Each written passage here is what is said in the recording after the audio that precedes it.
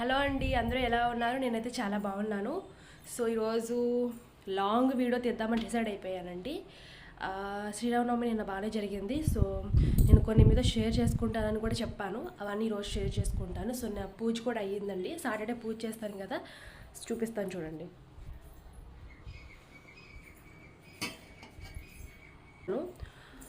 So ఇప్పుడే బట్టలు కూడా వాష్ చేసేసాను.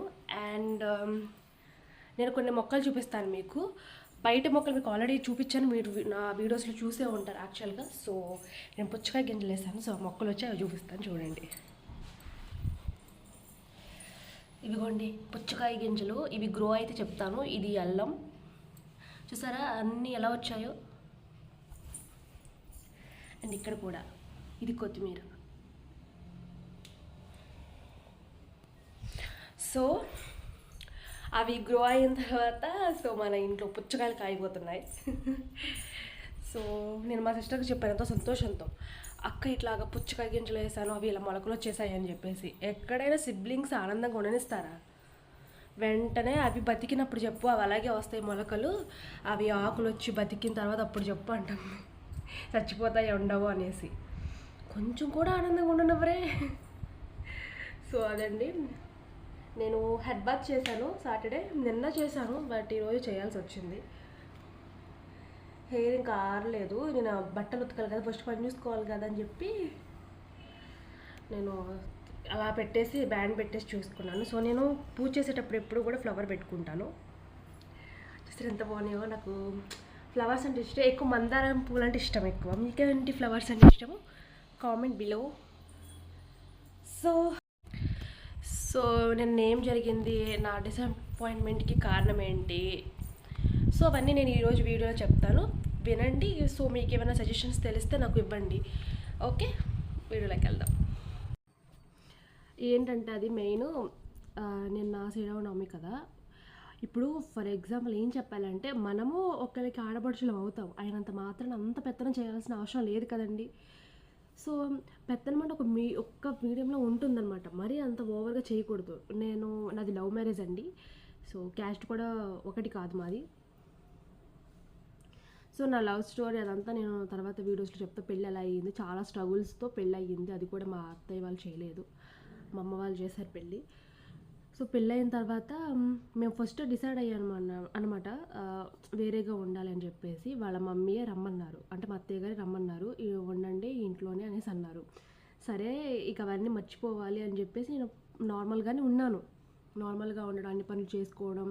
యాక్చువల్గా ఏంటంటే నేను చాలా ఇంట్రోవర్ట్ అని నేను చెప్పను మరీ ఎక్కువ, నేను చాలా ఎక్స్ట్రోవర్టే. కానీ ఏమైందంటే మ్యారేజ్ అయిన తర్వాత అత్తయ్య దగ్గర, ఆడపడుచుల దగ్గర చాలా జాగ్రత్తగా ఇదిగా ఉండాలని అంటే సర్లే అని చెప్పి నేను పీజీ అయిన తర్వాత నేను ఇంటి దగ్గర ఉండడం వల్ల ఇంట్రోవర్ట్ అయిపోయాను బాగా.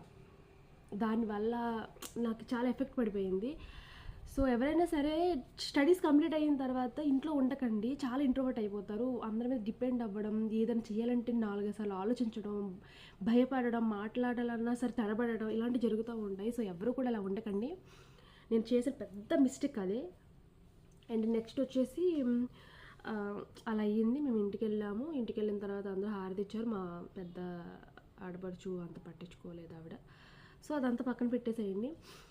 తర్వాత వెళ్ళాను. అయిన తర్వాత నేను వెళ్ళింది నైట్, మార్నింగ్ లేచేసరికి రమ్మన్నారు. ఏదో అసెంబ్లీ లాగా, ఏంటో బాబు ఏం జరుగుతుందన్న భయం వేసింది. సో వెళ్ళాను, మా అత్తయ్య గారు కూర్చున్నారు. ఏమేమి పనులు చేయండి, అప్పటి నుంచి స్టార్ట్ చేశారు డామినేషన్. నేను అప్పుడు ఇలా బ్యాండ్ పెట్టుకున్నాను. పెట్టుకుంటే జడ అల్లుకొని రా అన్నారు ఫస్ట్. సరే అని అల్లుకొని వచ్చాను. వామ్మో ఇట్లా ఉన్నారు ఏంటి అనేసి అన్న తర్వాత కొంచెం సర్లే.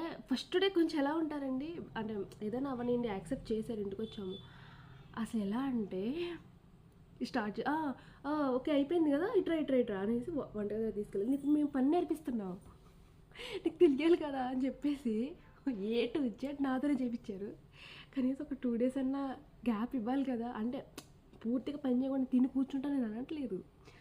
అసలు ఎలా అంటే A to Z, అది చెయ్యి ఇది చెయ్యి, ఇది కూడా రాదా నీకు?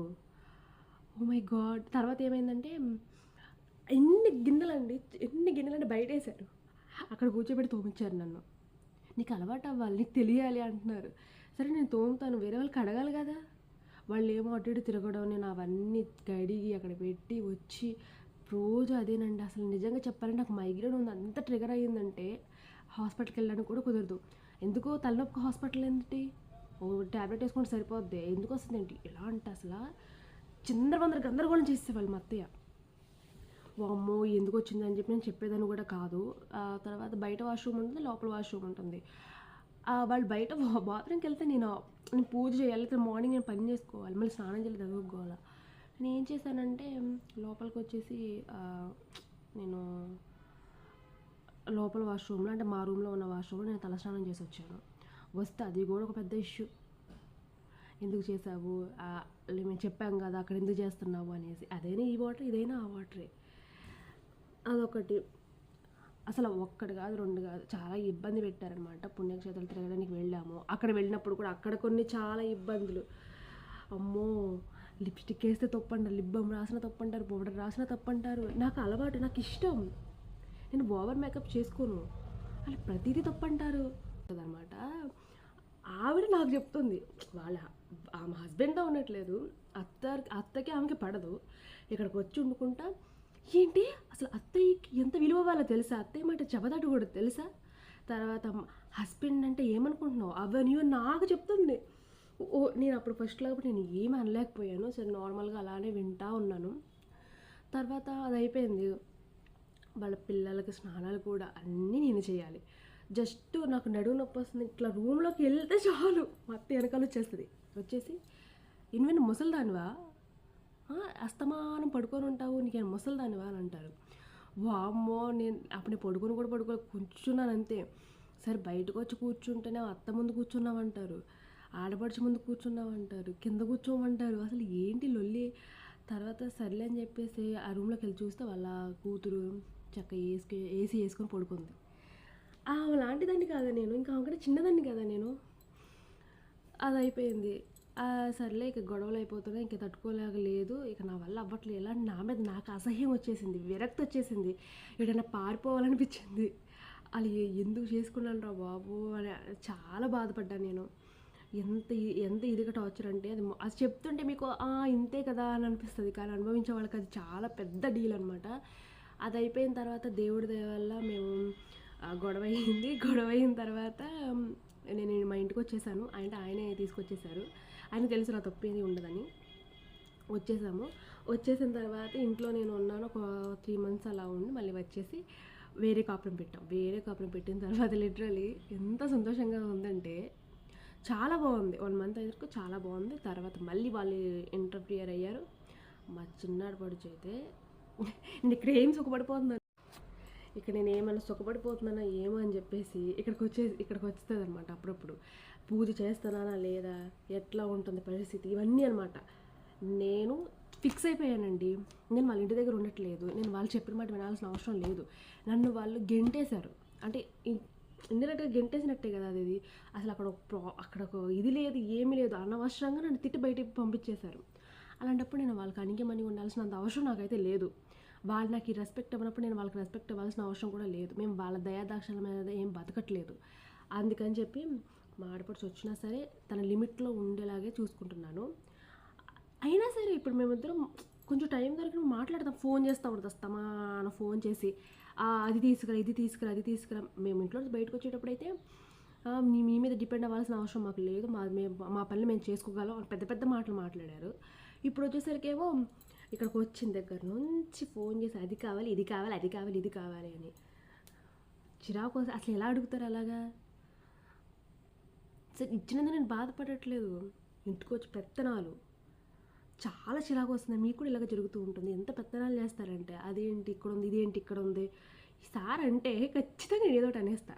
నేను అదే ఫిక్స్ అయిపోయాను, ఈసారి ఏదన్నా అంటే నా ఇల్లు నా ఇష్టం అనాలి అంత ఇది వచ్చేస్తుంది నాకు. నేను ఈసారి అదే డైలాగ్ వేస్తా, నా ఇల్లు నా ఇష్టం, ఇట్లానే ఉంటా, నాకు నచ్చిన ప్లేస్లో నేను పెట్టుకుంటా అని చెప్తా. పిల్లల్ని తీసుకొచ్చి వదిలేస్తే ఎవడు చేస్తాడు, వాళ్ళు చిందరవందర చేసేస్తారు ఇల్లంతా. చాలా ఫ్రస్ట్రేషన్ వస్తుంది. ఇక్కడికి వచ్చినా సరే ఎందుకు వస్తారు అసలు, వాళ్ళకి పెళ్లి చేసినప్పుడు అత్తారింట్లో ఉండాలి కదా, అక్కడ ఏడవలేకపోతుంది, ఇక్కడికి వచ్చి నా మీద ఏడుస్తుంది. సరే దట్స్ టుడే గైస్. సో మీకు నా బాధ అర్థమైందని అనుకుంటున్నాను. యాక్చువల్గా మ్యారేజ్ అయిన అమ్మాయిలందరికీ నా బాధ అర్థమవుతుంది. సో ఏమో ఈరోజు వస్తానంది. సో ఈరోజు ఏమన్నా ఇదిగా మాట్లాడితే ఏం చేశానో ఏంటో రేపు బ్లాగ్లో చూదురు కానీ. ఓకేనా? Bye bye.